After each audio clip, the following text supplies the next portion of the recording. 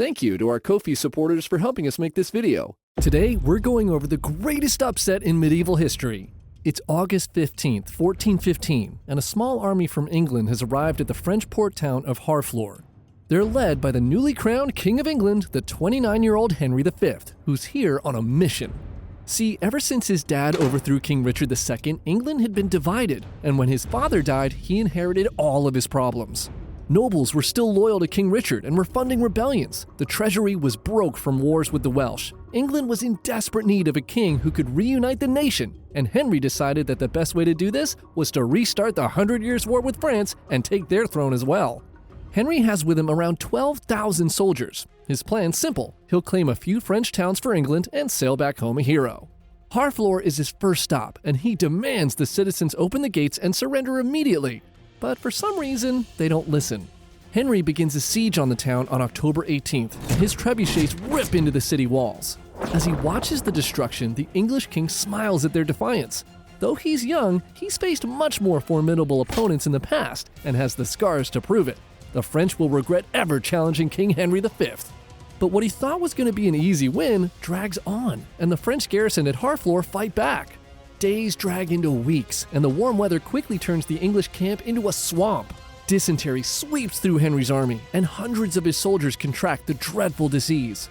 To speed up his conquest, Henry sends a challenge to the Dauphin, France's crown prince, to duel him in 1v1 combat, but he gets left on red with no answer.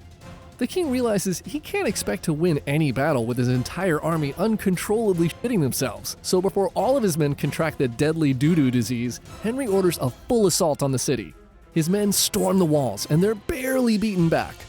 Spooked by the attack, the citizens of Harfleur decide to give up if no reinforcements arrive by the 23rd of September, and when no help arrives, they officially surrender on the 22nd. Henry had claimed his first official victory on French soil, the first English victory here in nearly 60 years. But he's distracted and can't celebrate. He had grand plans of quickly conquering the French coast, but he'd spent nearly the entire campaign season on just one tiny port town. His advisors urge him to sail home. It's growing late in the year and half of his army is sick. But Henry decides that Harfleur is not enough and he must do more. He sends his sickest men back to England and stations another 1,000 or so men to defend his newly acquired town. His army's now cut down to about 6,000 soldiers. 5/6 of his army are archers, and the rest are men-at-arms with no mounted knights. There's no way he can take another town with a force this small, but what he can do is rub it in the French king's face that he did steal this one. So Henry decides to take his remaining men and march them through France to the English-held port of Calais. He hopes this parade will establish his authority for everyone to see. But little did the young king know, the French were watching his every move, waiting for the perfect opportunity to go for his head. Henry and his small army set out from Harfleur on October 8th. They expect the journey to Calais to take around 8 days and bring the appropriate amount of food with them. In the shadows, a growing French army stalks the king and his men, and they realize he's heading towards the River Somme. The French quickly destroy all of the bridges over the river and defiantly block Henry's path. He's forced to travel south trying to find a way to cross, all the while the food supplies for his army dwindling and dysentery continuing to spread through his ranks. After marching for weeks, Henry finally leads his men across the Somme miles downstream from where he had originally intended to cross. They had long run out of food and are starving, but at least they're now marching on a path that will take them directly to Calais. But just when Henry thinks he's in the clear, the French army slowly begins to materialize in front of him. One by one, an endless stream of mounted knights ride out and form a line. The swarm of Frenchmen is unending, and eventually the opposing force is so vast, it's clear to everyone that the English are outnumbered at least 2-1. Henry turns to look at his men, and they are a sorry sight. They're dirty, tired, sick, and starving. In fact, his archers, who by this point were nearly all stricken with dysentery, had removed their pants after growing tired of constantly shitting themselves and were now standing there naked from the waist down like a mob of medieval Pooh Bears.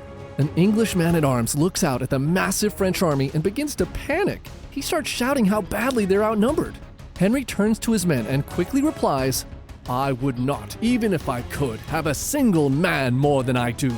Do you not believe that the Almighty, with these his humble few, is able to overcome the arrogance of the French, who boast of their great number and of their strength? He swears to his men that he'll accept no ransom for his life. If they fall, he will die with them. The words of their king steel the English, and they prepare to fight. Henry quickly sends his accompanying priests to hear the final confessions of all his men, and the French watch from across the battlefield as the English soldiers kneel before the priests and confess their mortal sins. The last of his soldiers crosses himself and stands, and Henry marches his men out onto the battlefield. Both armies lock eyes in silence, neither side willing to make the first move. As the French shift their position, Henry expertly moves his small line to match them. As they jockey for position, the minutes stretch to hours, and soon night falls.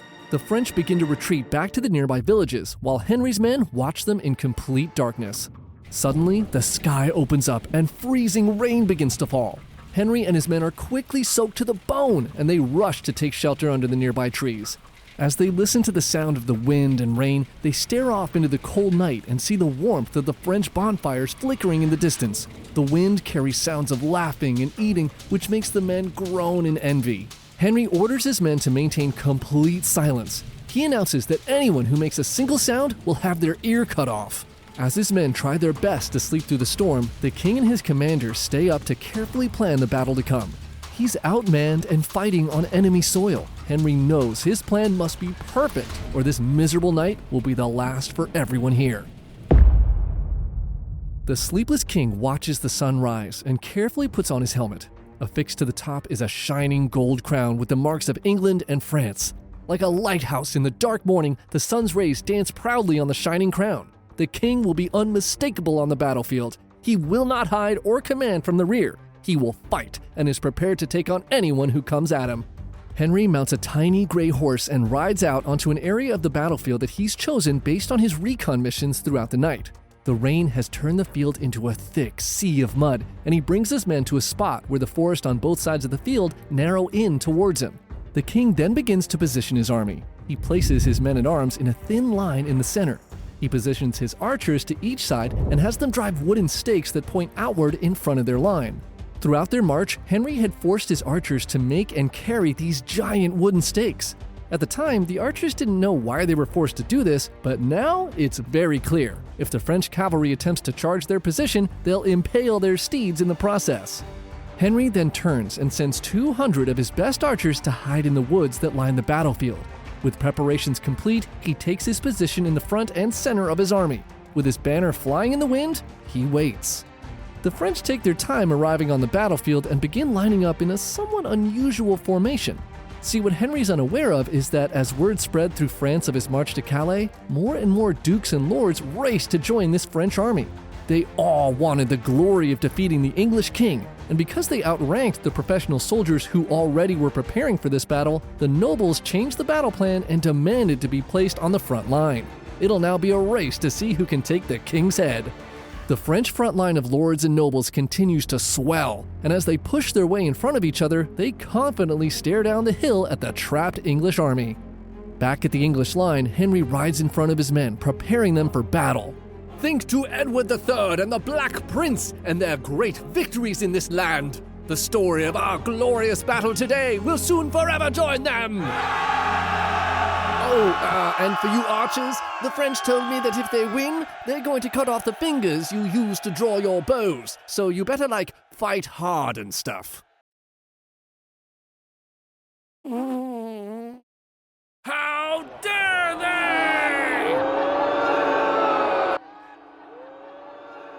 they! What does this mean? I don't know.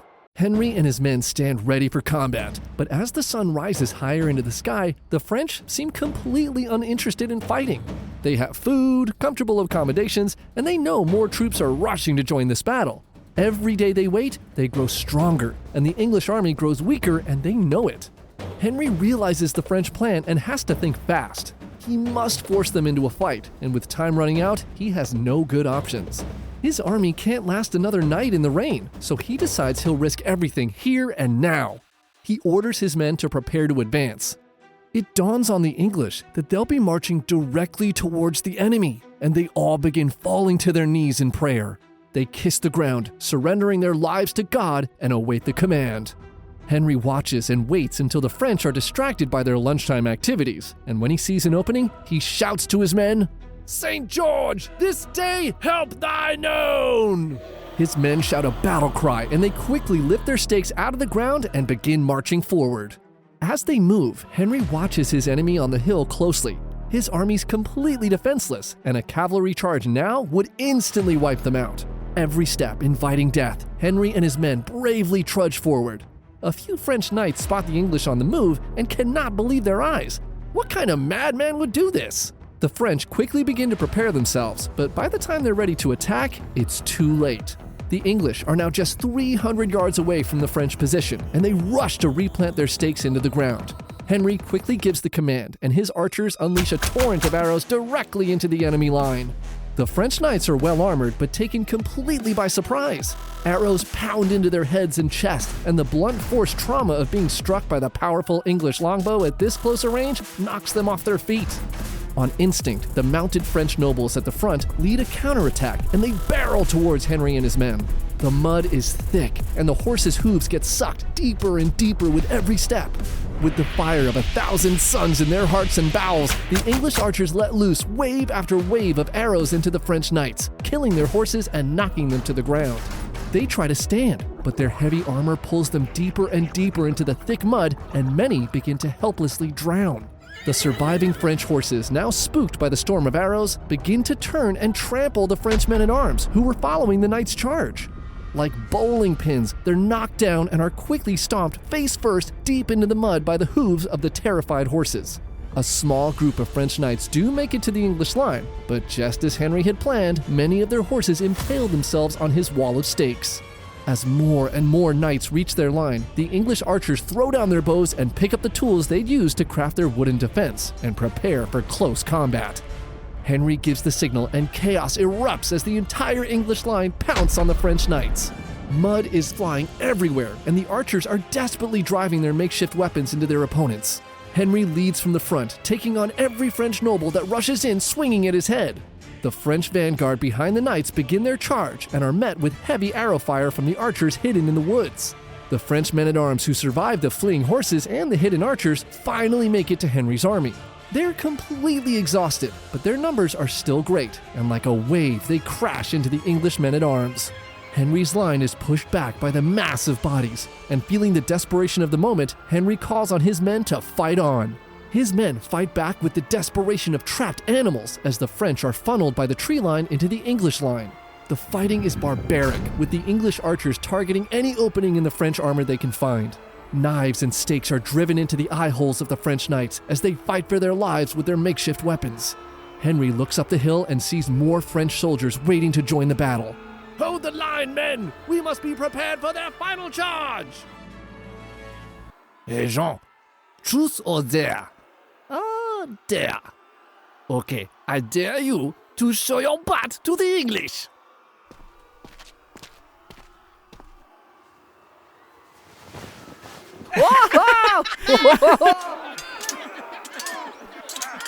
What the fuck?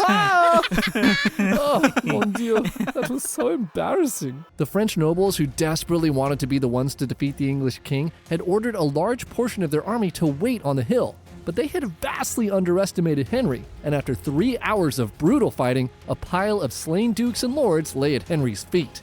The English line had held, and they defiantly stand with their king gasping for air. The French commander of the rear guard stops sending men down the hill into the bloodbath, and the English take the surviving nobles and soldiers near them as prisoners. Henry, catching his breath, looks at his captives and then out at the French reserve army on the hill, trying to anticipate their next move. They're still outnumbered, and they've taken losses as well. If they send another wave down, can his men fight on? Suddenly, chaos breaks out behind him. A French lord and a small contingent of troops had managed to sneak behind the English. They're attacking the wagons that hold his crown, a piece of the true cross, and all of the treasure Henry had claimed on this expedition. Realizing they may be surrounded, his men begin to panic. The king needs to think fast. Without a stroke of genius, the effort and lives of his men could all have been for nothing. Think, Henry, think. What should the King of England and France, the monarch chosen by God, do at a moment like this? You, kill all the prisoners! Sire, I do not think that is an appropriate thing for us Christians to do to fellow I'll do it! Ah! Ah! Ah! Ah! Ah! Oh yeah, that did it. Many of Henry's soldiers refused to follow this order, but some reluctantly began to cut down the prisoners they'd taken. The lords begged for their lives as they're unceremoniously executed. The French, watching from the hill, are horrified that the English king could commit such war crimes on fellow Christians, especially since it turns out the people looting the wagons were just local villagers, and the French army had already decided to give up by this point. The battle is over. Henry had lost 600 men in the fight, but his opponents had lost much, much more. Among the 5,000 Frenchmen who fell at Agincourt were most of the French nobility, including 3 dukes, 90 barons, and almost 3,000 knights. In a single battle, Henry had crippled France's leadership for decades to come. A herald from the French army comes down the hill, and Henry asks him if they accept his victory.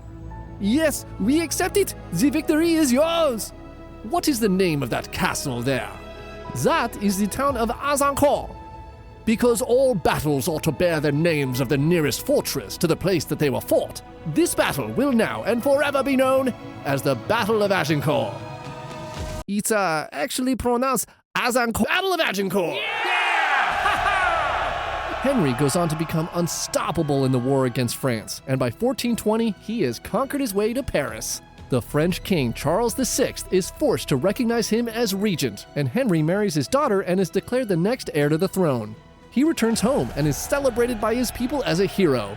Despite being so young, Henry had accomplished a lifetime of achievements. He'd united his people, legitimized his rule of England, and soon would be crowned King of France as well.